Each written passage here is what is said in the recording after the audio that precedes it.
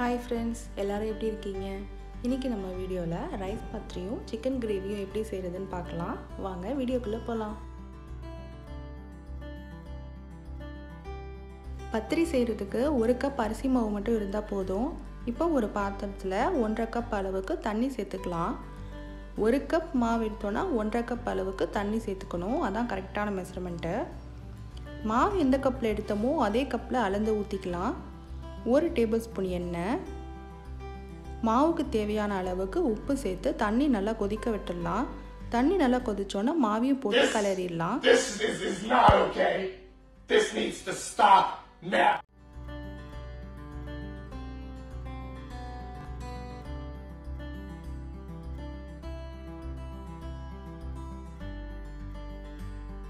மாவு ரெடி ஆயிடுச்சு. இப்போ அடுப்பை ஆஃப் பண்ணிட்டு ஒரு 5 நிமிஷம் ஆற வச்சிடலாம். இது ஆறுறதுக்குள்ள நம்ம கிரேவி ரெடி பண்ணிடலாம்.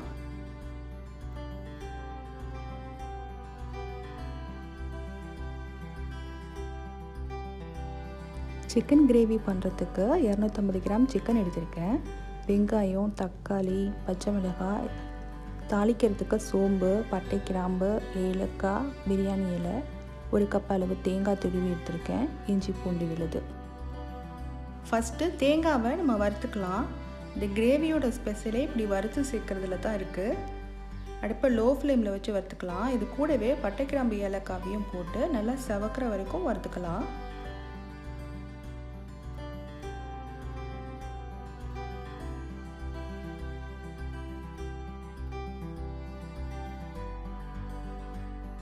இந்த அளவுக்கு நல்லா தேங்காய் சவந்து வரணும்.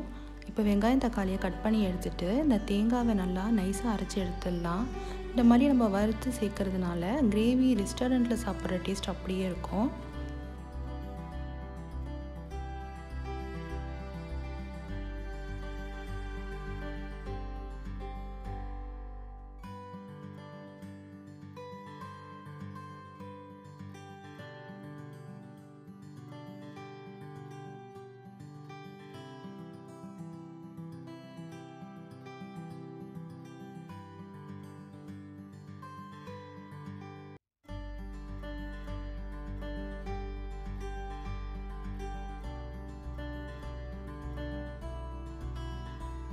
தேங்காவும் அரைச்சிட்டேன். இப்போ தாளிச்சிடலாம்.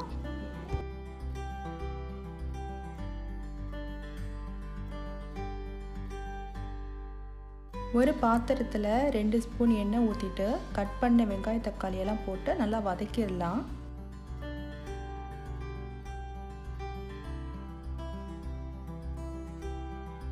வெங்காயம், தக்காளியெல்லாம் நல்லா வதங்கிடுச்சு. இப்போ 1/4 டீஸ்பூன் சோம்பு சேர்த்துருக்கேன்.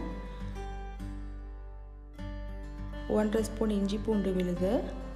பட்டை, கிராம்பு இதில் சேர்க்க தேவையில்லை. தேங்காவோடு போட்டு அரைச்சிட்டோம்ல, அதனால் இதில் தேவையில்லை. ஒரு பச்சை மிளகாய், அரைச்சி வச்சுருக்கிற தேங்காவையும் ஊற்றி ஒரு கொதி விட்டுடலாம்.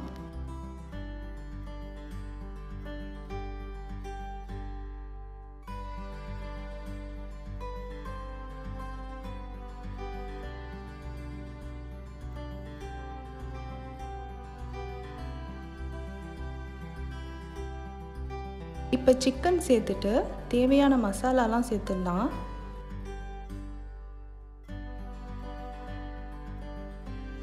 மஞ்சள்தூள் 1/4 ஸ்பூன், மிளகாத்தூள் 1 ஸ்பூன், மிளகுத்தூள் 1 ஸ்பூன், மல்லித்தூள் 2 ஸ்பூன், தேவையான அளவு உப்பு சேர்த்து எல்லாத்தையும் கலந்து விட்டுடலாம்.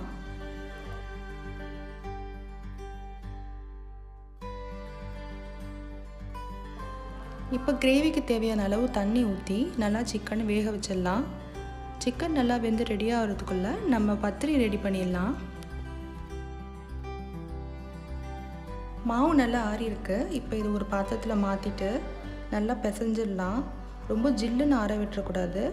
ஜில்லுன்னு ஆறிடுச்சுன்னா மாவு எவ்வளோ தான் நம்ம பிசைஞ்சாலும் பத்திரி சாஃப்டாகவே இருக்காது. வெது வெதுப்பான சூடு இருக்கும் போதே எடுத்து பிசைஞ்சிடணும். சின்ன சின்ன பாலாக உருட்டி எடுத்துடலாம்.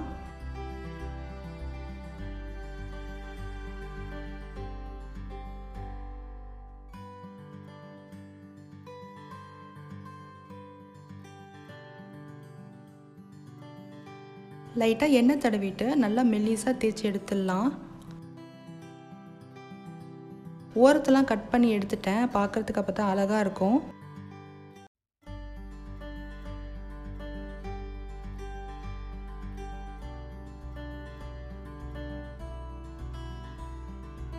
Few moments later. 24 hours later. 2000 years later. ஃபைனலாக நம்மளோட எல்லா பத்திரியும் ரெடி ஆயிடுச்சு. எவ்வளோ மெல்லிஸாக இருக்குது பாருங்கள். இப்போ நம்ம எல்லாத்தையும் சுட்டு எடுத்துடலாம்.